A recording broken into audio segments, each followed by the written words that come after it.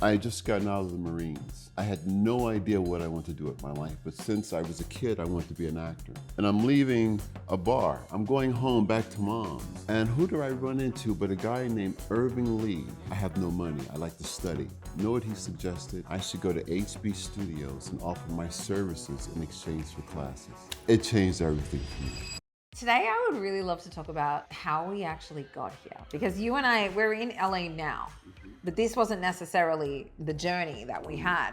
We've traveled far and wide Here and there to find this and call this home. So tell me, like, you know, how did you know that this was it? It truly is home. Yeah. Now it is. Of the many places that I've been, this is truly home. And it began here. I had just gotten out of the Marines.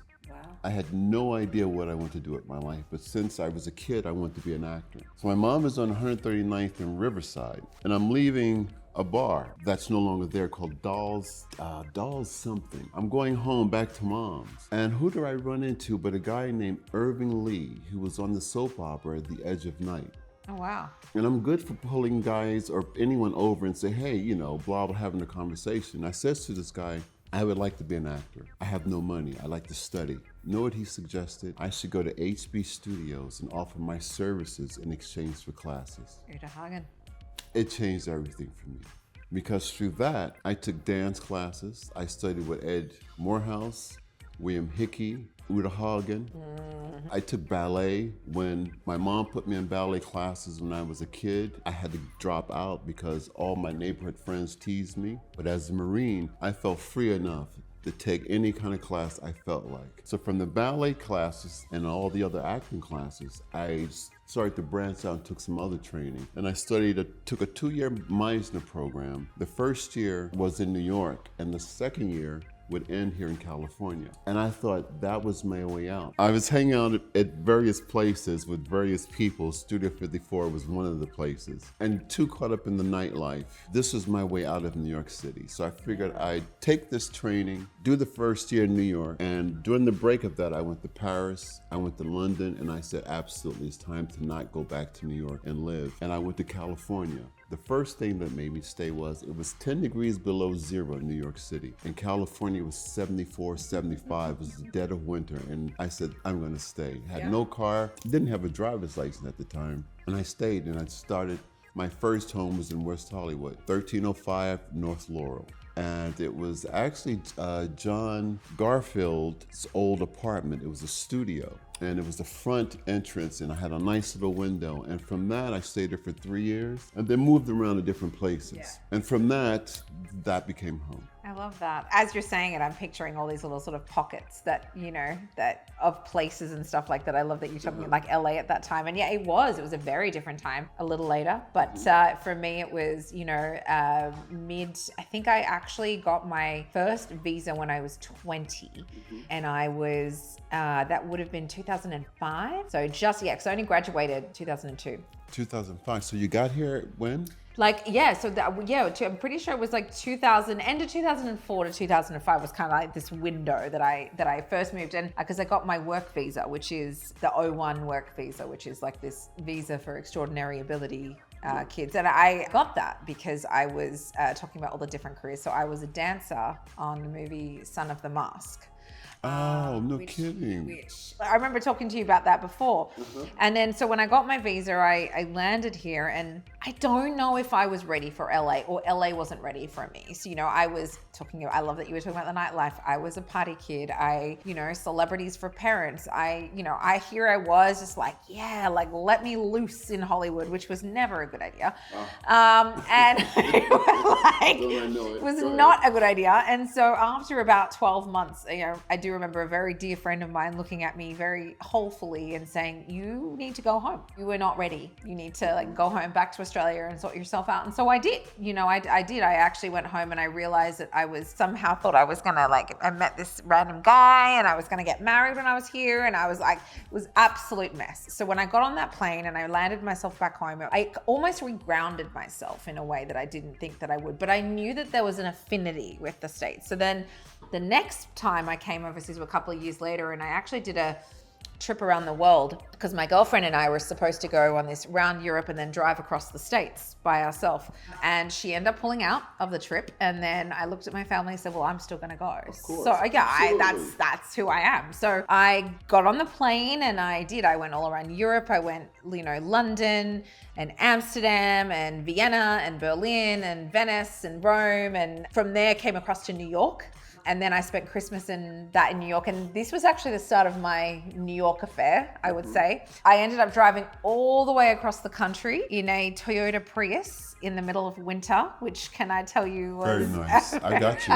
was like crazy when you're in Chicago and the snow is coming up to like this part of your car. And I remember being shocked, but I basically knew then, I think when I landed in LA, even though I'd just done Europe and everyone's like, that's where you think your heart is. I remember thinking, no, like it's the States. But something was actually calling me initially, I thought, to New York. I just wanted to get away from where I came from. Because Harlem was a different place. Now it's more like a tourist attraction. When I was living in Harlem, it was dangerous. It was almost like a Beirut, which of course it was not, but So for me it was, I needed to get as far away from some of the things I experienced or even some of myself, as far away as I could. So when I came to California, that was home for me. And then as time grew and it became so much more of my home, I wanted to get away from here. I'm working at the Mondrian Hotel, and this is during the time of Paris Hilton, Lindsay Lohan, Britney Spears. What time was that? What year was that? Angelina Jolie. This was during the time of Inglourious Bastard, the premiere, and 2 or 3 years before and after. Would that have been like the mid 2000s or the? Well, no, that was like because I went to Australia in 2009. So let's say 2005, 6, 7, 8. Wow. Yeah.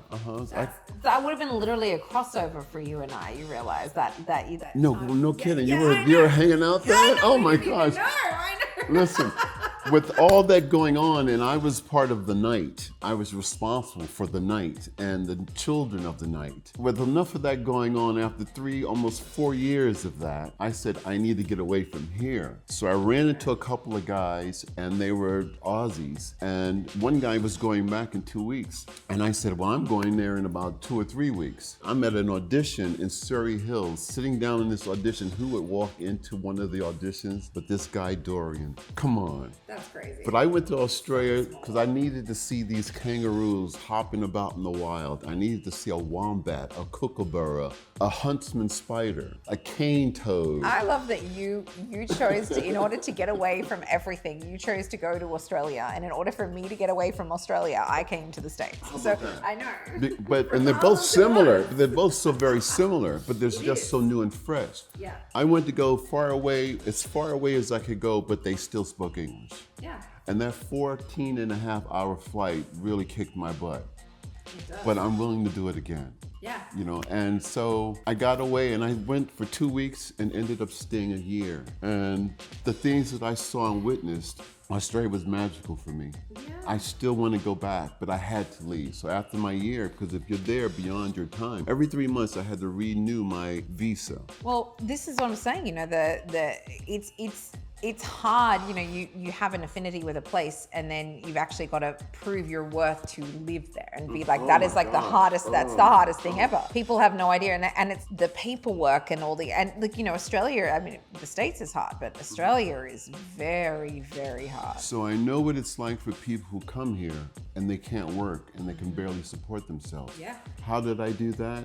That's part of the book that I wrote. But a lot of it was due to the kindness of people that you meet along the way, including John Ibrahim, who was part of the King's Cross, the King of the Cross, something. There's a show about it, literally. TV show on right now called The King of the Cross. Is that right? Which is literally about his family in Australia, yeah. And that's when it's part of his family now. Yeah. Well, he owned this club called the Piano Room, and then the other, which is on, I forget the name of that street, but the other side of that was something called Trademark, and that was on Bayswater. And one was more of a hip hip hop, and that's where I met people like Matt Newton, Elijah Wood, and I was the guy who held the guest list. So it was fascinating for them because I had an American accent, and I had a nice little suit, and I had the guest list. So the idea of the guest list is you walk in there, I say, if you don't look a certain kind of way, I say, are you on the guest list? I know you're not. You know you're not. That's my way of saying you can't come in. And he had a friend that had the whitest teeth I had ever seen. And I used to tease these guys wearing my sunglasses because here he comes, and they knew what I was talking about. So the moments of working at the Cross, well, are very unforgettable. And the things that you see and do there, the brothels, the pokies, the bikies. Yeah. It's still that at that particular time too. Yeah, because now that's pretty much shut down, all the clubs, right? It's a very well. There was the issue with the King hit, with the guy that died. Oh, so there was a guy that got hit in the head.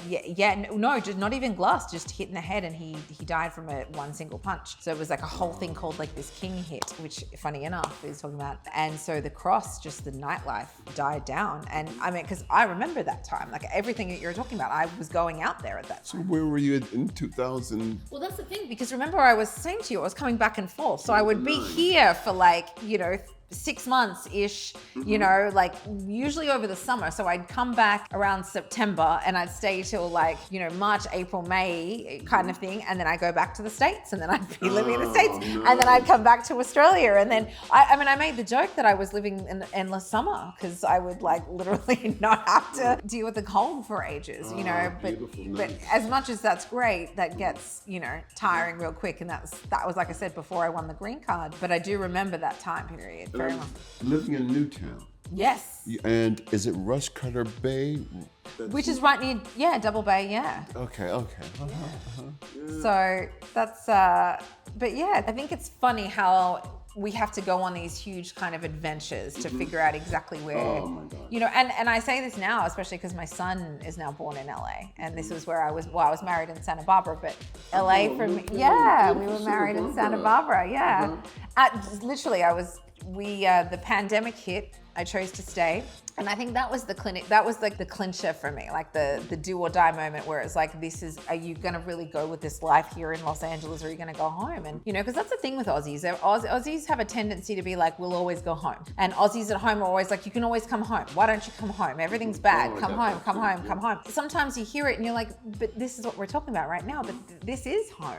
It's not that easy to turn your back on a space where you built a life and memories. And so when pandemic hit, I remember I'd only been here for 2 years, but I had my apartment, I had jobs, I had a business, and I looked around and I was like, I can't just get up and leave. Like, I'm going to stay and see it out. I mean, I didn't know that I was going to be alone, for a year. So I lived in the apartment through the pandemic for 3 months on my own. And then one of my other dear friends won the green card in the middle of that. And so she came over and moved in with me. But my husband and I were separated for that whole year, just talking via Zooms until the start of 2021, where I went home. And then it was only 6 months that we were there before they shut down Australia from COVID. So then I took him back on a plane and we came back, and then we were married at the end of that year, which was crazy. What an adventure. I know. What an adventure, And then the whole year, that's the amount of time I spent in Australia. It was home, but I didn't belong. It was time for me to go. And you were saying earlier, everything about the whole situation was go home. Yeah, go home. This was supposed to be for 2 weeks. What are you doing? My mom said, what are you doing? For a while, things were wonderful, but then they started to change because I wasn't supposed to be there. And once those things start to change, once those moments happen in your life, and that, and that was the thing with LA that first year. So it's almost identical in that 2 different spaces. But when you have that moment where you're like, things are taking a turn and you're no longer the version of yourself that you were supposed to be, that's the time you've got to go, this is not the right space for me right now. Yeah. And I was forced to leave, but I am going to go back. Yes. But I'll be back a different person under different circumstances. And that's the best place to be. Absolutely. Yeah, but the end of the adventure continues. And this right now, this is how we got here. This is how we got here. Think about that. Yeah. Full circle in a way. Full circle. Yeah.